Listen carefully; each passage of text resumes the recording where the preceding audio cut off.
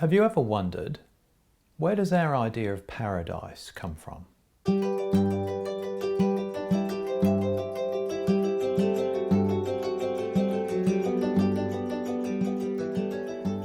Chapter 19 of Heaven and Hell is all about representations and appearances, and the central concept is that the environment angels find themselves in is a reflection of their own inner natures.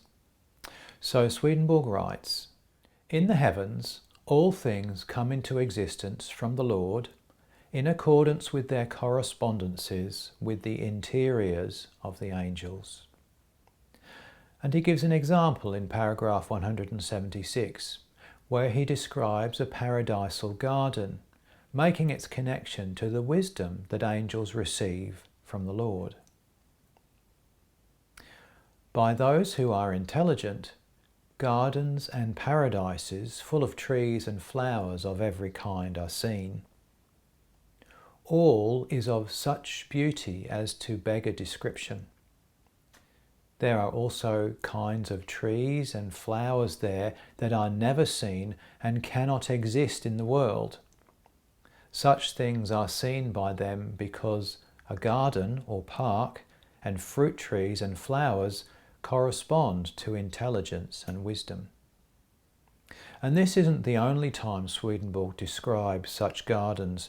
You'll find similar descriptions scattered throughout his spiritual writings. The thing to hang on to is that the image of paradise we associate with heaven is derived from its correspondence to wisdom.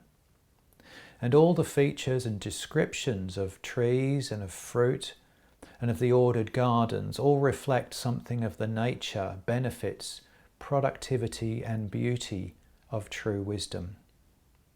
And we'll explore what wisdom actually is in later chapters.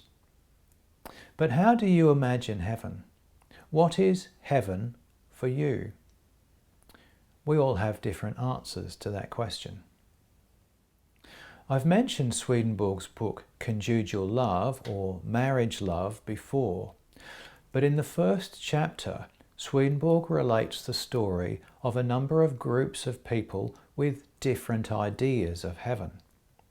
They all get to try their heaven out, although they're told that they're going to be there for the rest of eternity.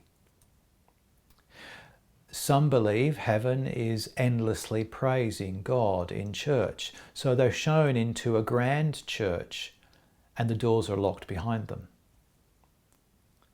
Some believe it is sitting in thrones and being waited on hand and foot and treated as princes and kings might be. Some believe they are to dine with Abraham, Isaac and Jacob and the 12 apostles. And others believe that heaven is resting in a paradisal garden. So the angel guides show these groups into their ideas of heaven and they leave them there and wait to see what happens. And the next we see of them is a few days later. So what happens? Well, I'll leave that to your imagination. Or perhaps you'd like to read the account for yourself. I'll put the link in the description below.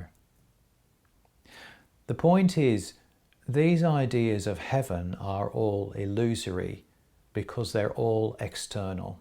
There's no substance to them. There's no connection with the true spiritual inner reality of any of the people involved.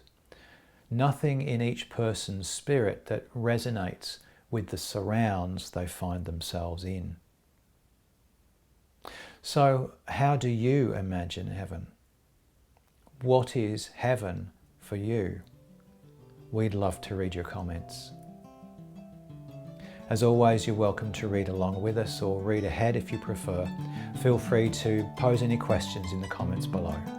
Enjoy the journey.